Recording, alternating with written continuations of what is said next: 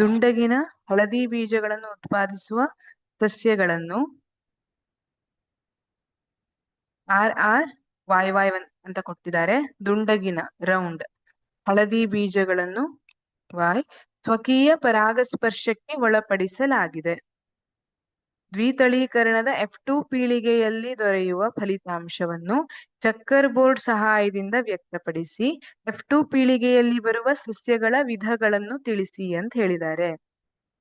ದುಂಡಗಿನ ಹಳದಿ ಬೀಜಗಳನ್ನು ಉತ್ಪಾದಿಸುವ ಸಸ್ಯಗಳನ್ನು ಇಲ್ಲಿ ಏನಾಗುತ್ತೆ, ದುಂಡಗಿನ ಕ್ಯಾಪಿಟಲ್ R ಕೊಟ್ಟಿದ್ದಾರೆ. ಸ್ಮಾಲ್ r ಅಂದ್ರೆ ಸುಕ್ಕುಗಟ್ಟಿದ ಅಂತ ತಿಳ್ಕೊಬೇಕು. ಕ್ಯಾಪಿಟಲ್ Y ಅಂದ್ರೆ ಹಳದಿ ಬಣ್ಣ, ಸ್ಮಾಲ್ y ಅಂದ್ರೆ ಹಸಿರು ಯಾವ್ದಾದ್ರು ಬಣ್ಣ. ಇಲ್ಲಿ ಏನ್ ಮಾಡಿದ್ದಾರೆ, ಇದನ್ನ ಸ್ವಕೀಯ ಪರಾಗಸ್ಪರ್ಶಕ್ಕೆ ಒಳಪಡಿಸಿದ್ದಾರೆ. ದ್ವಿತಳೀಕರಣ F2 ಪೀಳಿಗೆಯಲ್ಲಿ ದೊರೆಯುವ ಫಲಿತಾಂಶ ಏನಿದೆ ಅದನ್ನ ಚಕ್ಕರ್ ಬೋರ್ಡ್ ಸಹಾಯದಿಂದ ವ್ಯಕ್ತಪಡಿಸಬೇಕು. ಇಲ್ಲಿ R capital R small r, capital Y small y, ಇದು F1 ತಳಿಯಲ್ಲಿ ಬಂದಿರುವಂತದ್ದು. ಅದನ್ನ F2 ತಳಿಯಲ್ಲಿ ಮಾಡಿದಾಗ ನೋಡಿ, ಕ್ಯಾಪಿಟಲ್ R ಮತ್ತೆ ಕ್ಯಾಪಿಟಲ್ Y ಅನ್ನ ತಗೋತೀರಿ. ದುಂಡಗಿನ ಹಳದಿ ಸ್ಮಾಲ್ r ಕ್ಯಾಪಿಟಲ್ Y, ಇದು ಸುಕ್ಕುಗಟ್ಟಿದ ಮತ್ತೆ ಹಳದಿ ಇರುವಂತಹ ಗುಣ. ಕ್ಯಾಪಿಟಲ್ R ಸ್ಮಾಲ್ y ದುಂಡಗಿನ ಆದರೆ ಹಸಿರು ಬೀಜ.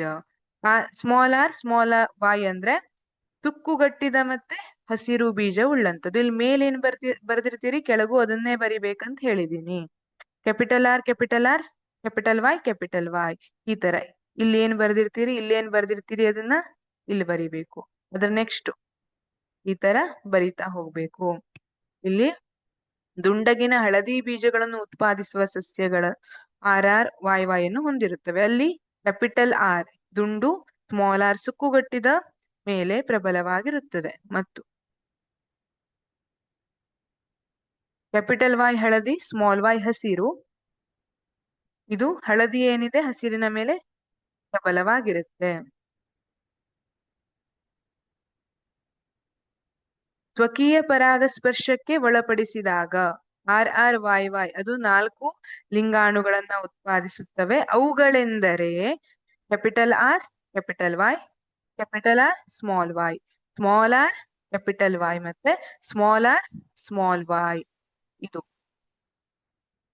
ಇಲ್ಲಿ F2 ಪೀಳಿಗೆಯಲ್ಲಿ 9 ದುಂಡಗಿನ ಹಳದಿ ಬೀಜಗಳು ಸಿಗ್ತವೆ. ದುಂಡಗಿನ ಹಳದಿ ಬೀಜಗಳು ನೋಡಿ ಇಲ್ಲಿ ಅದು ನಮಗೆ ಎಷ್ಟು ಸಿಗ್ತವೆ ಅಂದ್ರೆ 9 ಸಿಕ್ಕಿರ್ತವೆ. ಆದ್ರೆ ದುಂಡಗಿನ ಹಸಿರು ಬೀಜಗಳೇನಿದೆ ಅವು ದುಂಡಗಿನ ಹಸಿರು ಬೀಜಗಳು 3 ಮಾತ್ರ ಸಿಕ್ಕಿರ್ತವೆ. ಸುಕ್ಕುಗಟ್ಟಿದ ಹಳದಿ ಬೀಜಗಳು 3 ಸಿಗ್ತವೆ. ಸುಕ್ಕುಗಟ್ಟಿದ ಹಸಿರು ಬೀಜಗಳು ಒಂದೇ ಇರ್ತವೆ.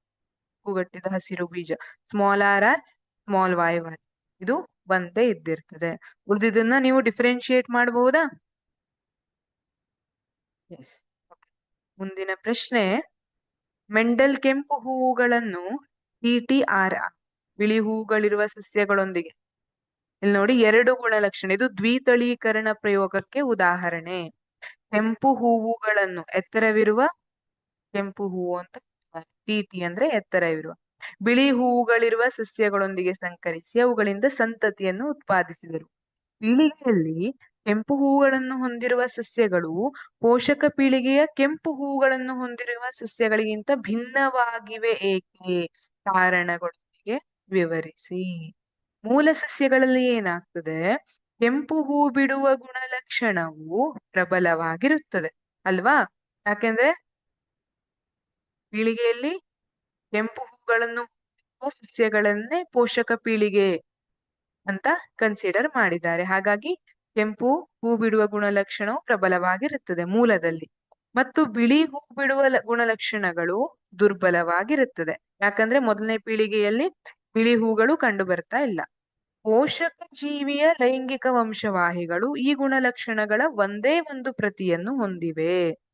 ಅದು capital TT capital R small TT small r. F1 ಪೀಳಿಗೆಯಲ್ಲಿರುವ ಸಸ್ಯವು ಪ್ರಬಲ ಗುಣಲಕ್ಷಣ ಕೆಂಪು ಬಣ್ಣದಲ್ಲಿನ ಒಂದು ನಕಲನ್ನು ಮತ್ತು ದುರ್ಬಲ ಗುಣಲಕ್ಷಣ ಅಂದ್ರೆ ಬಿಳಿ ಬಣ್ಣ ಅಂತ ಹೇಳಿದಾರಲ್ವಾ, ಅದರ ಒಂದು ನಕಲನ್ನ ಹೊಂದಿರುತ್ತೆ. F1 ಹಂತದಲ್ಲಿ ಎತ್ತರದ ಕೆಂಪು ಹೂ ಬಿಡುವ ಸಸ್ಯಗಳನ್ನು ಉತ್ಪಾದಿಸುತ್ತವೆ ಅಲ್ವಾ. ಈಗ ಏನಾಗುತ್ತೆ, F1 ಹಂತದಲ್ಲಿ ಎತ್ತರದ ಕೆಂಪು ಹೂ ಬಿಡುವ ಸಸ್ಯಗಳನ್ನ ಇವು ಉತ್ಪಾದಿಸುತ್ತವೆ ಅಂತ.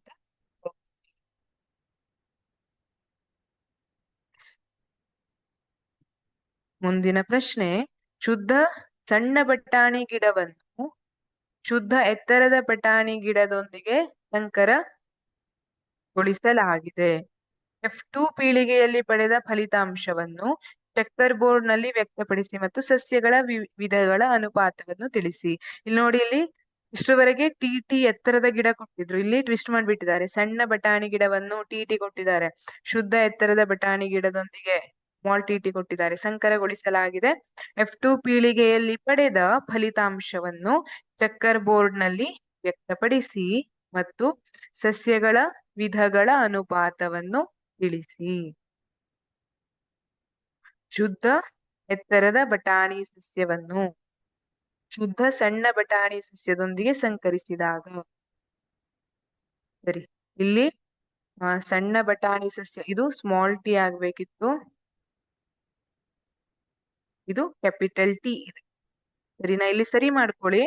ಇಲ್ಲಿ ಸಣ್ಣ ಬಟಾಣಿ ಸಸ್ಯ ಸ್ಮಾಲ್ ಟಿ ಕೊಡ್ಬೇಕಿತ್ತು, ಶುದ್ಧ ಎತ್ತರದ ಬಟಾಣಿ ಗಿಡ ಕ್ಯಾಪಿಟಲ್ ಟಿ. ಸರಿ, ಇಲ್ಲಿ ಉತ್ತರದಲ್ಲಿ ನೋಡಿ, ಶುದ್ಧ ಎತ್ತರದ ಬಟಾಣಿ ಸಸ್ಯವನ್ನು ಶುದ್ಧ ಸಣ್ಣ ಬಟಾಣಿ ಸಸ್ಯದೊಂದಿಗೆ ಸಂಕರಿಸಿದಾಗ F1 ಪೀಳಿಗೆಯಲ್ಲಿ ಪಡೆದ ಎಲ್ಲಾ ಸಸ್ಯಗಳು ಎತ್ತರವಾಗಿರುತ್ತದೆ, ಏಕೆಂದರೆ ಅವು ಜೀನೋಟೈಪ್ ಕ್ಯಾಪಿಟಲ್ ಟಿ ಮತ್ತೆ ಸ್ಮಾಲ್ ಟಿ ಇದನ್ನ ಹೊಂದಿರ್ತವೆ. ಅಂದ್ರೆ ಜಿನೋಟೈಪ್ ನಲ್ಲಿ ಒಂದು ಎತ್ತರದ ಬಂದಿರ್ತದೆ, ಇನ್ನೊಂದು ಕುಬ್ಜ ಗುಣದ್ದು ಬಂದಿರ್ತದೆ.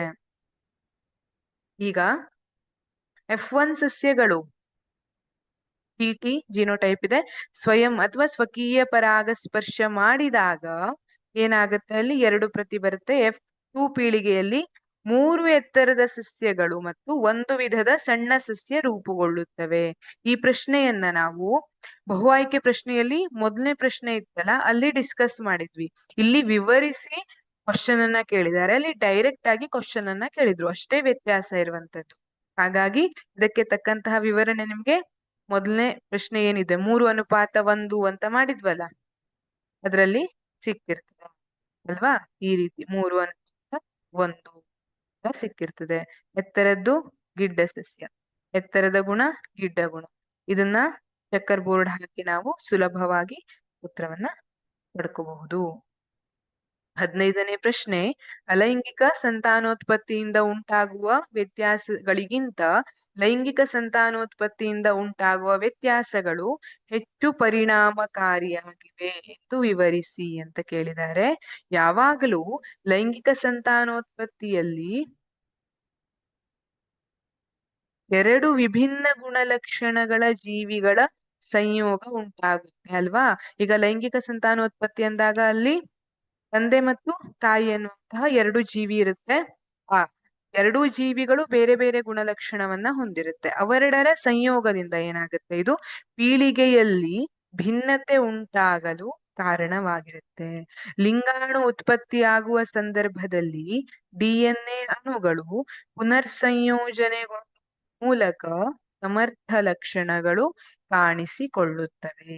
DNA ಸಂದರ್ಭದಲ್ಲಿ ಏನಾಗುತ್ತೆ, ಅಣುಗಳು ಪುನರ್ ಸಂಯೋಜನೆಗೊಳ್ಳುವ ಮೂಲಕ ಸಮರ್ಥ ಲಕ್ಷಣಗಳು ಕಾಣಿಸಿಕೊಳ್ಳುತ್ತವೆ ಅಂತ ಹೇಳ್ತೀವಿ. ಧನ್ಯವಾದಗಳು.